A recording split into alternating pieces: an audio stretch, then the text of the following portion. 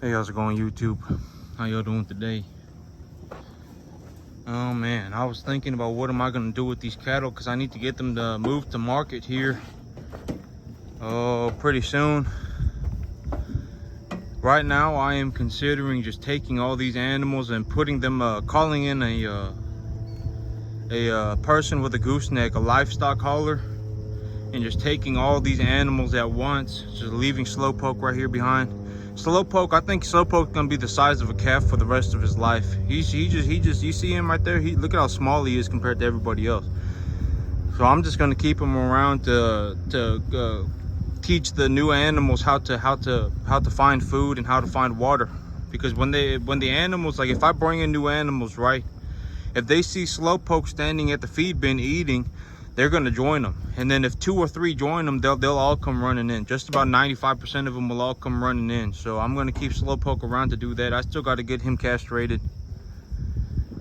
But here at about well, okay, so my feed supplies, I got, when I ordered feed, I had bought 16 sacks of feed, and right now I got 7 sacks left over. And so if I buy about 3,000 pounds or excuse me, if I buy about $3,000 worth of feed, I'll get okay, so 1 ton of feed is $350. So if I buy 10 tons, it's gonna cost me $3,500, and then I'll get about 1/3 of that back next year on my tax refunds. So it realistically costs me about $2,300, about $2,400 to buy 10 tons of feed. And 10 tons of feed will last these animals for about 2 months. If they're smaller, you know, it'll last me longer. But big animals like this, it'll last them about 2 months. And so yep, with the 7 sacks of feed that I have left over, I think it's gonna last me about until the close to the end of this month is about when I'm gonna start running out of feed. And so I definitely don't want to get rid of I don't want to take these animals to market while I still got feed sitting in storage. I want to feed all that feed to them, but once I run out of feed, I am considering just taking all these animals, calling in a person with a gooseneck and just hauling all these animals to market at once and just making my money on them. My big goal right now financially for this farm is to make $20,000 a year of net profit, which I believe I can do. You know, I was running the numbers on my business, right? Because I was running the numbers and I was like, you know, should I go, you know, if I go cow calf, if I bring in cows and I raise calves, so if I bring in cows and I raise calves, I can depreciate the cost of the mother cows on my taxes over a longer set of time. So it'll give me a smaller tax benefit over a longer period of time. And I also don't have to worry so much about raising stocker animals. I don't have to, you know, be out here constantly looking at what these animals are eating, looking at their poop, making sure their digestion is going okay, making sure the grass is growing in properly, making sure the grass is growing in at the right stage of time, as well as the correct amount of fertilizer, etc., etc. Because mother cows, you know, they have a fully developed rumen. They're a full-size bovine. And so their rumen is completely developed, so they're able to eat lower quality feed and still digest it. And when they digest it, they produce milk, which the calf can drink. And so if I had cow calves, I wouldn't have to be out here splitting my chops open every single day, 7 days a week, 365 days a year, trying to, you know, get these animals situated. But realistically, financially, it doesn't really make sense to me to do that. And the reason is because okay, let's say I go out and I look for a 2.5 weight calf, right? I can buy a real high-end calf for about $2.50 to $3 a pound. If I paid $3 a pound, it would be like the cream of the crop, the highest end of the high-end calves. Like the best calves on the market are going to be about $3 a pound at 250 pounds at 2.5 weight.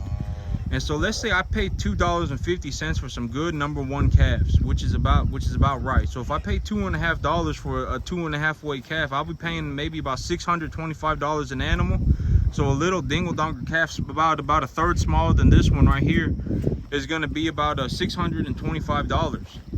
And if I pay $625 for that little calf, you know, I would actually save money, most people who don't make money on the stocker business, on the lightweight stocker cattle business, is because they don't have the capacity to raise these small animals, because it is excruciatingly difficult to keep animals this small alive and growing properly. That's the hard part.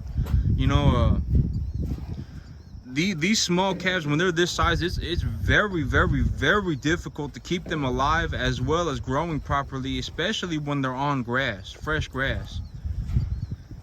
And so, but me personally, I do have a capacity to do this. I do have an understanding on how I do have a deep enough understanding on how to grow grass and how the grass fundamentally essentially interacts with the bovine.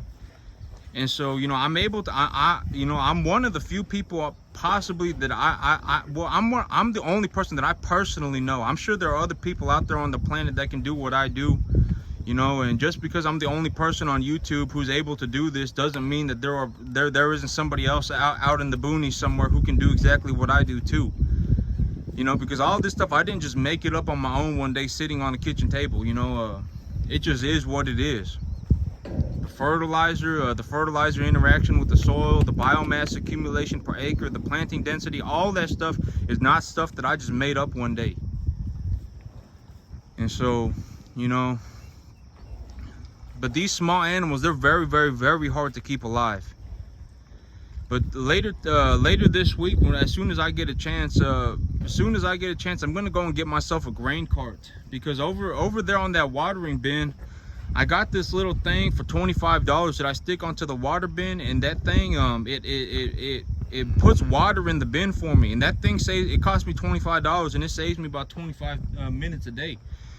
And I was thinking about that, and I was like, man, if I buy a grain cart and I spend $1,500. So a grain cart is just a big old like a bin on wheels, and it just dumps grain into it, and it's got a little door on the side that if I just open the door, it'll start letting grain out the side. And so if I bought one of these grain carts, because one of the hardest things that I have to do right now is on a daily basis, I have to take 5-gallon buckets and scoop about 600 pounds of feed into them, and then carry them out here to feed it to the animals. And so, if I got the grain cart and I paid, $1,750 for it, I could just open the door on the grain cart, and the grain will start coming out the side of it. I could just fill up buckets right there, and that would save me about an hour a day, and it cost me about $1,750. And I could write that off on my taxes too. And so realistically, I'd be paying about $1,300 for it, $1,400 for it. And so, $1,400 to save me an hour a day, that's a phenomenal deal. And so, yep, I gotta go and